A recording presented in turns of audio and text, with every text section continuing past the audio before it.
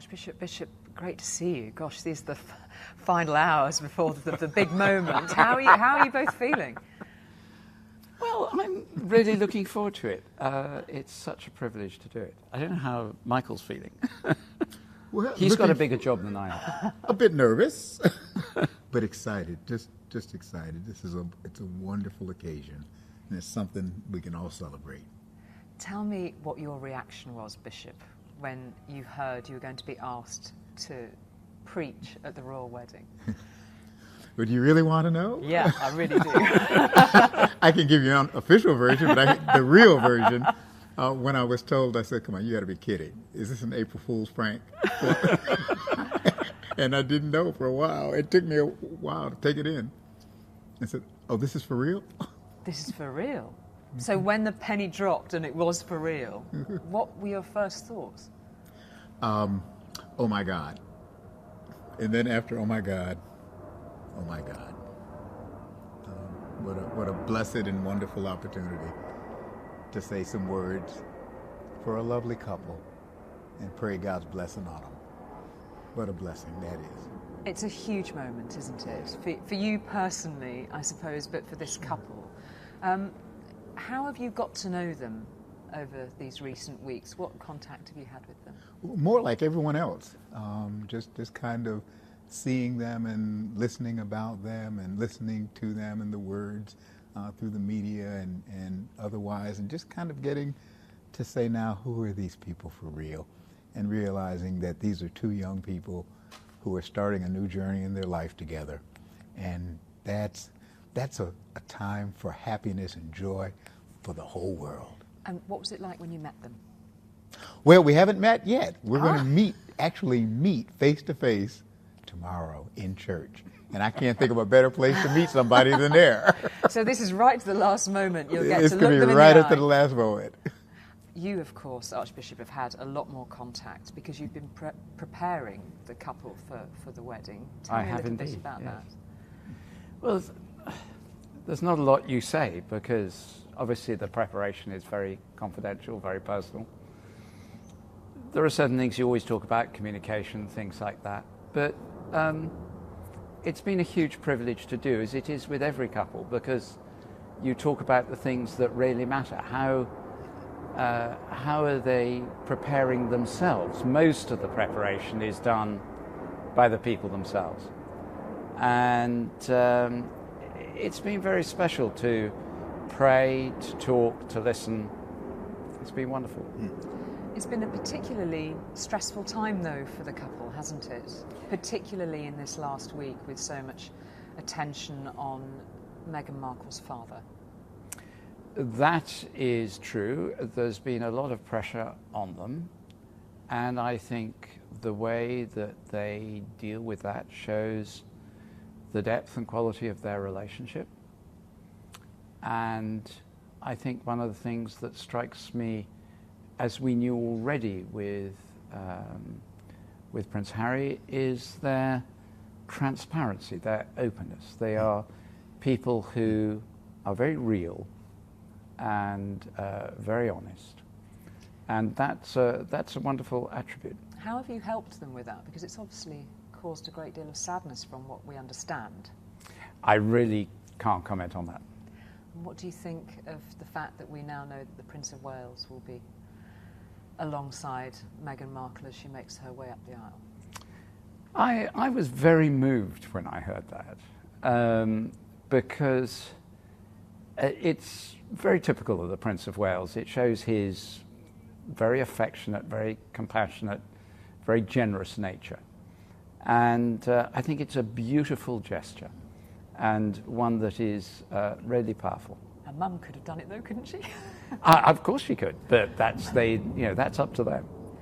And Bishop Curry, just turning to you, there are many that are looking at this union as a great moment of bringing together. I'm going to phrase that slightly different. There are many that are looking at this union as a great statement of modernity within the royal family, that a mixed-raced woman is marrying into the royal family. What is the significance of that from your point of view? Well, these are two children of God, ultimately. And ultimately, as two children of God, this is a marriage within the human family. And maybe the greatest statement that's being made is that two children of God are coming together to have happiness in their lives and to begin a family in their life together. And it's ordinary in one sense and extraordinary in another. And it's that extraordinary sense that actually is a sign of hope for all of us. And I think that's what's really going on. And what message does it send out, do you think, Archbishop?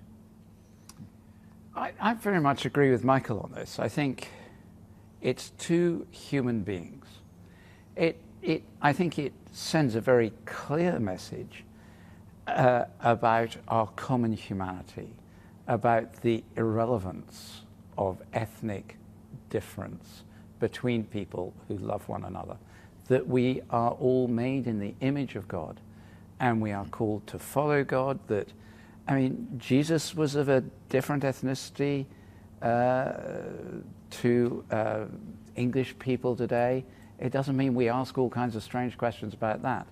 Jesus encompasses all of humanity with his love, and he calls these two to follow him as his disciples and to love one another. And that's what's happening. And I think it puts everything else into perspective, really.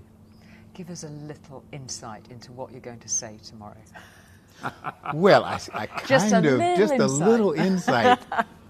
Well, you know, the truth is, I've been around long enough on this earth, and I'm old enough and have enough gray hair on my head that I finally realized the good Lord put us all on this earth to love him, to love God, and to love each other. And when we do that, we make a new world. What do you hope the royal couple take from the address that you're preparing to give at the wedding tomorrow? Well, you know, in a personal way. You know, in a deeply personal way, and you'll see it throughout the service. Jesus of Nazareth came here to show us the way to love God and to love each other. And that's the secret of life. And my hope and prayer for this couple and for us all is that we will rediscover that secret of life that Jesus is teaching us and love God and love each other and make a new world. What was the rehearsal like? It was a mixture of, it was very beautiful actually today, the rehearsal this morning. It was very reassuring. You felt the whole thing was going to come together wonderfully. Extremely smooth. I mean, just very good news. But you've done the rehearsal with the couple themselves. You did the rehearsal with the couple themselves. How was that? The rehearsal with the couple themselves was relaxed, enjoyable, just very straightforward. I mean, no great dramas. They're usually quite good fun, aren't they? Were there moments of giggles? One tries to make them fun, and there were some moments, and they were private moments. Sorry, Julie, I'm just not going there. Did you manage to hold the ring? Oh, that's me. That's a low blow. Okay, we're 1-1 now. I think I didn't have the rings on the book. They didn't dare put them on the book just in rehearsal. They're going to have to take the risk tomorrow. What was their demeanor in the rehearsal, though? I mean, it's a very natural moment to be quite nervous. No, yes, I suppose it would have been. They didn't seem nervous. Their demeanor was of a couple who have thought deeply and hard about the moment that is coming, that were relaxed, that love each other, that there was quite a lot of smiling and cheerfulness. It was actually a very good rehearsal. And the two of you have known each other for a long time. A few years now. Just tell me about your own friendship and what it means to each of you to be alongside each other and how you're helping each other deal with the nerves. Well, I can tell you a quick story. About 3 years ago, I had to have emergency surgery, and you may not remember this, but I do remember. I had one of my canons call, and I was sort of in and out of it, and you prayed for me. I did. That's the friendship. I rang and you were kind enough to let me pray for you, and you still survived. I survived anyway. The surgery, everything went fine. Yeah. And we've known each other a few years, and obviously there are things. We operate in very different contexts, but I find in Michael someone who inspires me in my own walk with Christ, and in my own thinking. In his integrity, and I envy his gift with words and preaching. And how will you keep your nerves steady? Just quickly, each of you, before we finish. How will you keep your nerves steady? The eyes of the world will be on you when you're giving your address. Don't mean to heap the pressure or anything. No pressure, but, well, a lot of good prayer, and yet to stop and remember, this is a young couple, and whatever we do is to pray God's blessing on them and their life together, and through them, on all of us. I think that's right. You pray, but you remember this is, for all of the TV and the journalism and all that stuff, this is not theatre where it's serious to get a line wrong. This is a couple in front of those who love them, and all right, a couple of billion others, committing their lives to each other in the most beautiful words, in the presence of Christ. And all we're doing is just helping them through that process. And when you look at it that way, it's not that scary. It's really rather lovely. Well, wish you all the best.